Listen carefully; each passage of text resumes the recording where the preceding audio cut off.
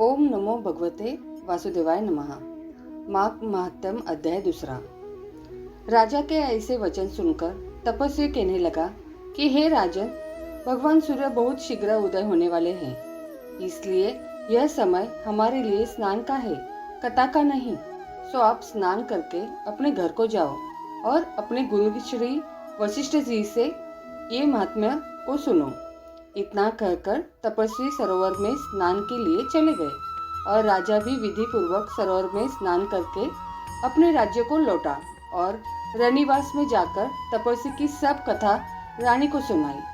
तब सुज्जी कहने लगे कि महाराज, राजा ने अपने गुरु वशिष्ठ जी से क्या प्रश्न किया और उन्होंने क्या उत्तर दिया, सो कहिए।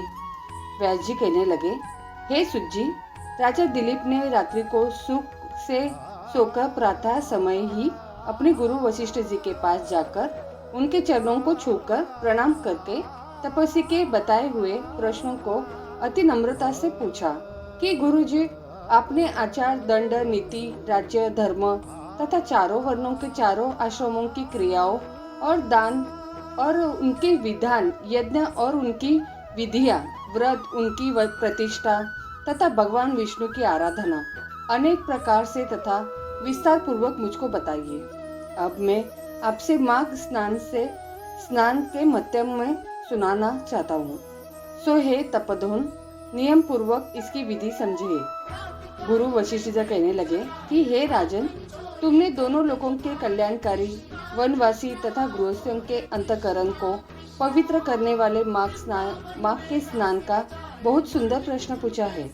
मकर राशि के सूर्य के आने पर माघ मास में स्नान का फल गौ, भूमि, तिल, वस्त्र, स्वर्ण, अन्न, घोड़ा आदि दानों तथा चंद्रायन और ब्रह्म कुछ व्रत आदि से भी अधिक होता है। वैशाख तथा कार्तिक में जप, दान, तप और यज्ञ बहुत फल देने वाले हैं, परंतु माघ मास में इनका फल बहुत ही अधिक होता है। माघ में स्नान करने वाला पुरुष राजा और मुक्ति के मार्ग को जानने वाला होता है। दिव्य दृष्टि वाले महात्माओं ने कहा है कि जो मनुष्य माघ मास में सकाम या भगवान के निमित्त नियम पूर्वक माघ मास में स्नान करता है, वह अनंत फल वाला होता है। उसको शरीर की शुद्धि, प्रीति, ऐश्वर्य तथा चारों प्रकार के फलों की प्राप्ति होती है। अदिति ने 12 वर्ष तक मकर संक्रांति में अन्न त्याग कर स्नान किया। इससे तीनों लोगों को उज्जवल करने वाले 12 पुत्र उत्पन्न हुए। माघ में स्नान करने से ही रोहिणी, शुभगा, अरुंधति दानशीलता हुई और इंद्राणी के समान रूपवती होकर प्रसिद्ध हुई। जो माघ मास में स्नान करते हैं तथा देवताओं के पूजन में तत्पर रहते हैं, उनको सुंदर स्थान, हाथी और घोड़ों की सवारी तथा दान को द्रव्य प्राप्त होता है। अतिथियों के से उनका घर भरा रहता है और उनके घर में सदा वेद ध्वनि होती रहती है।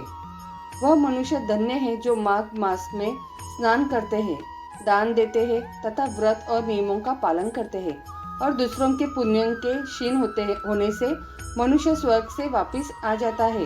परंतु जो मनुष्य माघ मास में स्नान करता है, वह कभी स्वर्ग से वापस नहीं आता। इससे बढ़कर कोई नियम, तप, दान पवित्र और पाप नाशक नहीं है।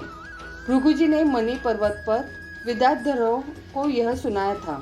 तब राजा ने कहा कि ब्राह्मण, भृगु ऋषि ने कब मणि पर्वत पर विद्याधरों को उपदेश दिया था, सो बताइए। तब ऋषि जी ने कहने लगे कि राजन, एक समय 12 वर्ष तक वर्षा न होने के कारण, सब प्रजा क्षीण होने के कारण संसार में बड़ी उग्रता फैल गई। हिमाचल और विंध्याचल पर्वत के मध्य का देश निर्जन होने के कारण श्राद्ध, तप तथा स्वाध्याय सब कुछ छूट गए। सारा लोक विपत्तियों में फंसकर प्रजाहीन हो गया। सारा भूमंडल फल और अन्न से रहित हो गया। तब विंध्याचल से नीचे बहती हुई नदी के सुंदर वृक्षों से आच्छादित अपने आश्रम से निकलकर श्री भृगु ऋषि अपने शिष्यों सहित हिमालय पर्वत पर गए। इस पर्वत की चोटी नीली और नीचे का हिस्सा सुनहरी होने से सारा पर्वत पीतांबरधारी श्री भगवान के सदृश लगता था।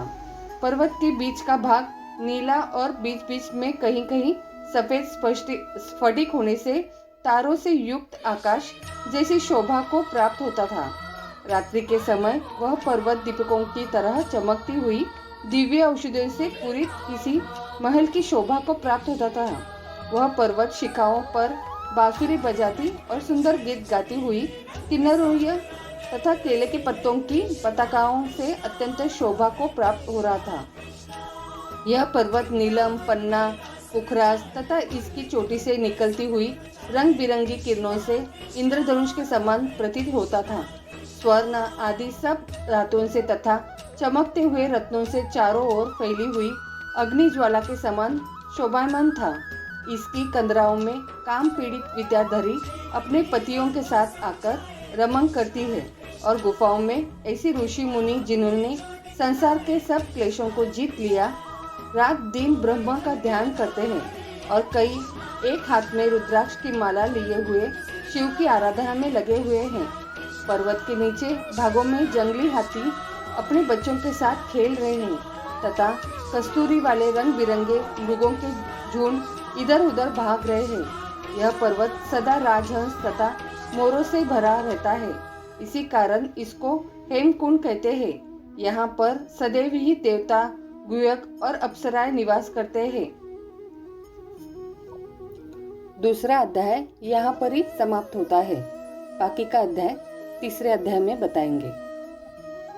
अगर आप लोगों को कहानी अच्छी लग रही हो तो आप ये चैनल को लाइक, शेयर और सब्सक्राइब करना ना भूलें। तो बोलो प्रेम से राधे राधे।